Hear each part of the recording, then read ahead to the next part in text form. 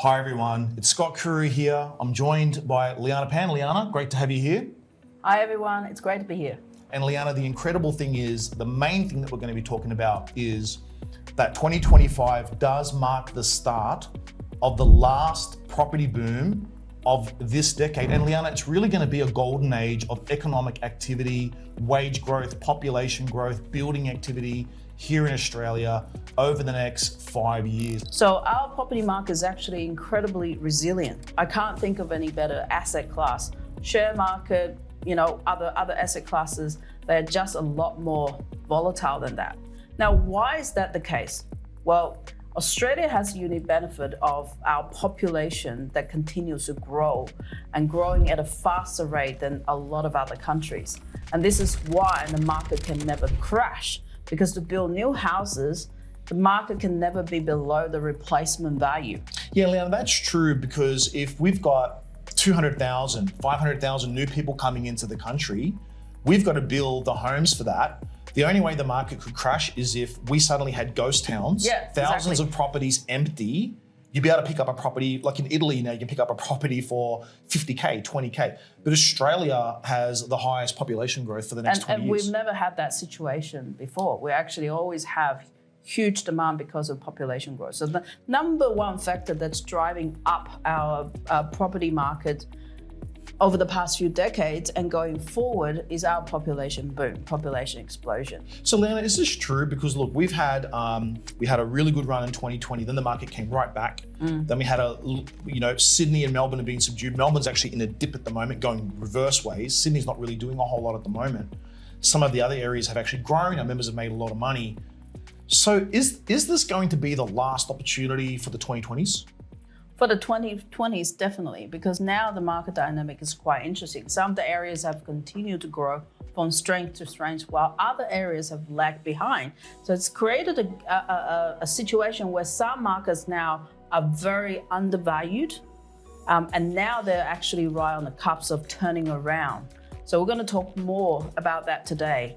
And the next few years, if you place yourself in the right market and the right pockets, you are actually going to take significant advantage of it. And so one of the first thing to continue is our population explosion. And that's what sets us apart from many, many other countries. So we had a pause in terms of immigration during COVID. However, once the borders reopened, actually population is doing catching up. So our estimated population growth rate for the next 20 years will increase by 7.4 million. That will allow us to reach about 34.6 million by 2046. So that's very strong population growth. And majority of that is thanks to immigration. Now, if we compare Australia to the rest of the world, our annualized growth rate is significantly higher than some of the other countries. For example, United States will actually double their rate, even compared to India.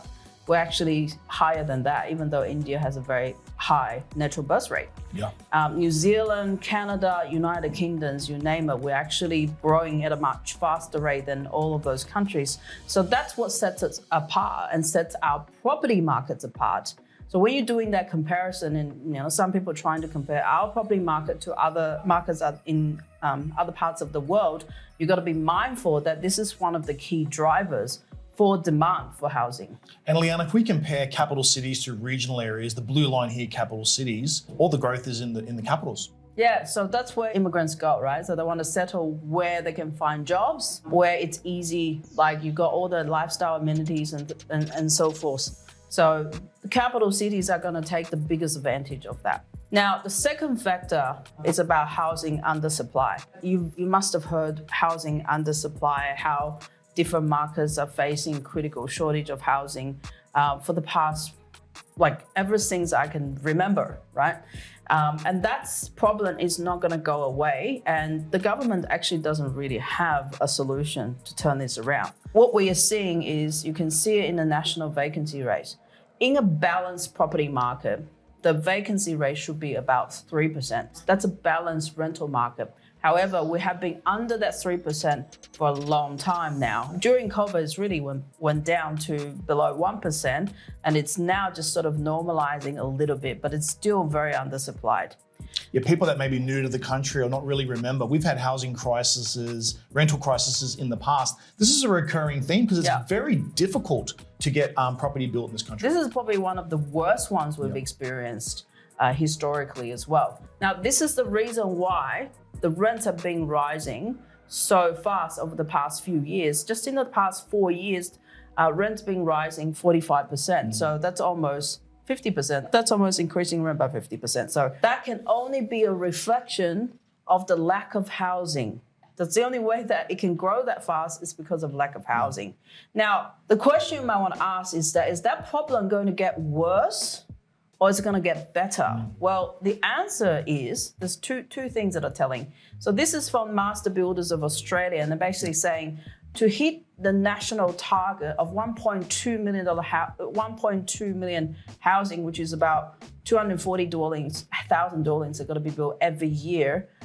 We're actually going to be short every year based on construction forecast, and that shortfall is going to be in over 200,000. That's based on Master Builders Australia. Now, by the way, Lianna, these numbers here, they'll just highlight in red, they're locked in and baked in. They really can't change a whole lot because it takes 2-3 years to get all the approvals and the money and the capital and the labor ready.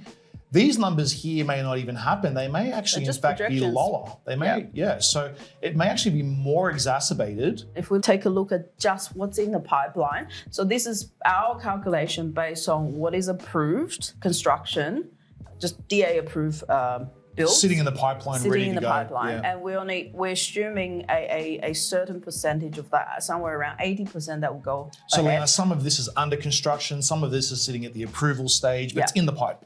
It's in the pipe. And 80% is actually a pretty generous assumption. Based on what we're seeing now, we don't believe that's going to happen. But even if it does, we're going to hit a national shortfall of about over 200,000 dwellings by 2026, just based on what is in the pipeline now. So the problem is it's actually going to get worse before it gets better if we compare the supply and demand over the next 2 or 3 years. Yeah, so Lianna, I can see that perfect storm between 2025 and 2030. The problem is going to get worse prior to 2030 than before it gets better. Maybe in 2030, certain things can change, policies, capital, labor, and maybe in 2030, they can start addressing some of those things. But it's really this 5-year period, isn't it, where we're going to be in this crisis, which is going to continue. Yeah. On the other hand, investors actually have been very active. The media might be saying the reverse, but in fact, if you look at the new loan commitments, you can see that the portion that's dedicated to investors, that's actually been growing quite significantly over the past 18 months. So investors actually been very, very active, and more active so now than prior to COVID. 15 up to 22,000 Aussie investors buying an investment property in Australia every single month. What do they know that possibly you might not know? So that's really the question. But there's obviously a lot of government incentives to help people get into their homes as well. Yeah, lots of them. One of them actually, most significant ones, was approved just in November last year. There's been a lot of talk about rate cuts. I mean, we've been talking about rate cuts for the better part of last year now. Now, there's a lot of momentum. We can see that a lot of momentum's been building up now for imminent rate cuts. So we're going to look at that. So one of the things that RBA are trying to target in terms of whether to push through a rate cut or not is the underlying inflation. The target rate of inflation, they wanted to be between 2% to 3%. So roughly about 2.5%. So if we look at where inflation is now, the headline inflation is only 2.3% now. However, what they care about is the underlying inflation, and that's sitting at 3.2%. So we're actually very close to the target range. And the expectation is that by this year, somewhere this year, it will fall within the target range. The other thing that RBA will actually look at is wage growth. Wage growth is actually outpacing inflation. And wage growth in September 2024 actually exceeded inflation. So we reached the inflection point already. So that will increase people's buying power slightly. Now, a lot of predictions have been made in the media about housing prices and how that's going to surge. And if you think about this, it's actually the anticipation of good things to come. For example, rate cuts, anticipation of rate cuts, anticipation of government incentives. People are actually acting before the actual fact. So, well, Lianna, if I go back to your other slide of the investor activity, you can see here that these investors are forecasting this. They're getting in now because the opportunity to get in is not when the rate cuts happen, but it's prior to those rate cuts happening. And if we look at how the major banks are predicting the rate cuts, all of the major banks are predicting the first rate cut in February.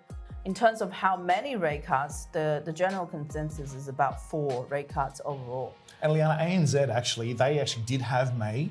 They brought that from May back to February. Oh, right, okay. That's a bold move, right? Yeah. Because they could easily just leave it at May, but to bring it to February and to be bold enough to come out in the market and say that, I think there's a lot of pressure. And then some banks already decided to decrease interest rates on their fixed rates already, like prior to the rate cut, because they're anticipating it. Now, all this does is that it will actually increase people's borrowing capacity. Yep. In what ways? When you have a rate cut, well, your borrowing capacity, your ability to service the loan actually increases.